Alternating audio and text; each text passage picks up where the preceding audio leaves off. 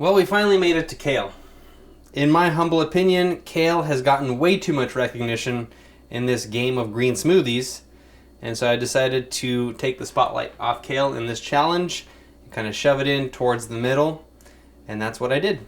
And with all greens that have fibrous stems, I like to take the greens off the stem, and it's literally as easy as just doing that. And so we're going to do that to our green kale. You don't have to do this with greens that have tender stems. I mean, you don't have to do this, period. This is just kind of a personal preference. So take it or leave it. The choice is yours. So we're going to quickly process all of our kale.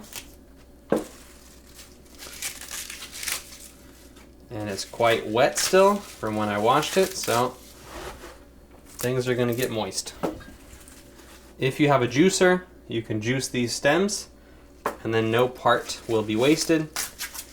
You can also blend up a green smoothie for your plants using these kale stems. So you just make, green smoothie with all these little bits. And the nice thing about a plant green smoothie is it doesn't have to taste good. It's basically like a compost smoothie. And then you'll pour that compost smoothie a little bit away from the roots so as not to burn them. And your plants will love you, and they'll grow much taller and get more tastier, so that when you harvest them, you, my friends, will reap the reward. So that's one bunch of green kale. It literally fills the blender to the top, and then we smush it down, and now it's half full. Notice how I didn't say half empty. I'm an optimist. Then we are going to basil bomb the crap out of the smoothie. I have half a bunch of basil, just like a parsley bomb, but with basil. We got more mango chunks. Another basil leaf. Sometimes you gotta bite into the orange for it to peel. Savage, huh? Into the blender you go. Let's do water next.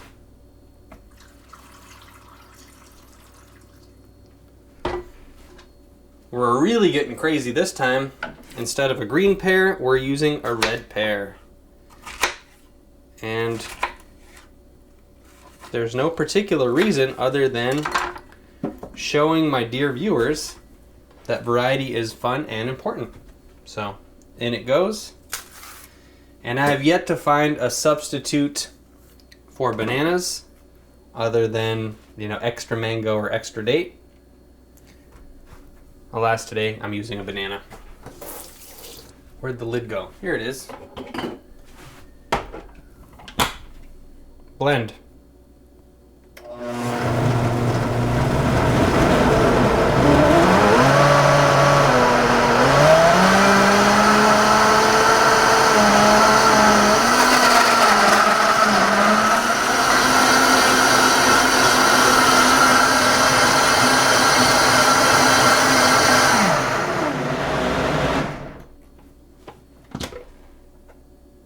And it is pulverized. Let's give it a try.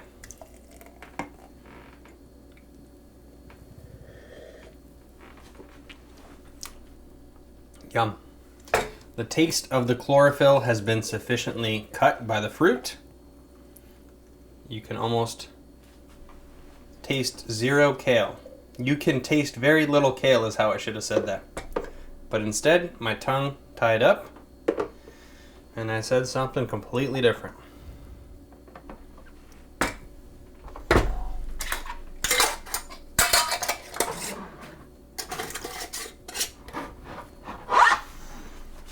Two more smoothies. Cheers.